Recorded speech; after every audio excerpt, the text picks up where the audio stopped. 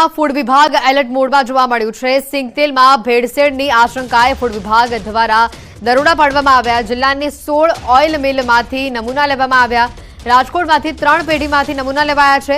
પરા બજાર અને જૂના યાર્ડમાંથી સિંગતેલના સેમ્પલ લેવામાં આવ્યા। રવિ સિંગતેલ, શ્રી સોનલ બ્રાન્ડ સિંગતેલ અને બોમ્બે સુપર સિંગતેલ નામની બ્રાન્ડના સિંગતેલના નમૂના લેવામાં આવ્યા છે।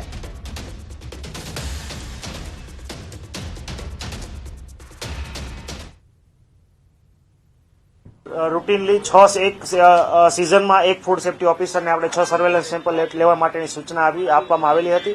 એ અનુસંધાને આપણે દરેક ઝોનમાંથી અંદાજિત 6 છે એટલે કે કુલ 18 જેટલા સેમ્પલ છે લેવામાં આવ્યા છે। હાલ જે આ સેમ્પલ છે લેબોરેટરી ખાતે મોકલવામાં આવ્યા છે। એનો રિઝલ્ટ આવ્યા આપણે આગળ ઉપર કાર્યવાહી કરીશું। અમરેલીમાં નકલી ઘીનો કાળો કારોબાર ઝડપાયો છે। જિલ્લાના સૌથી મોટા નકલી ઘીના રેકેટનો પર્દાફાશ થયો છે।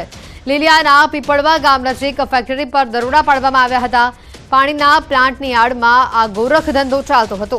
અમૃત વોટર પ્લાન્ટની આડમાં નકલી ઘીનો વેપલો સામે આવ્યો છે। પોલીસના દરોડા ફૂડ એન્ડ ડ્રગ્સ વિભાગે સેમ્પલ લીધા છે અને મોડી રાતથી સવાર સુધી ઘીના જથ્થાની ગણતરી પણ કરવામાં આવી।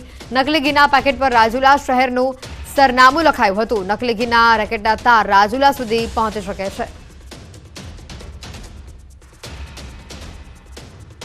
બનાસકાંઠા જિલ્લા પુરવઠા ટીમની દાંતા અને રતનપુરમાં દરોડાની કામગીરી સામે આવી છે। જાહેર વિતરણ વ્યવસ્થા માટેનો મોટા પ્રમાણમાં અનાજનો જે જથ્થો છે તેને સીઝ કરવામાં આવ્યો છે। પુરવઠા વિભાગે દાંતાના રતનપુરમાંથી ₹3,98,000થી વધુનો જથ્થો સીઝ કર્યો છે।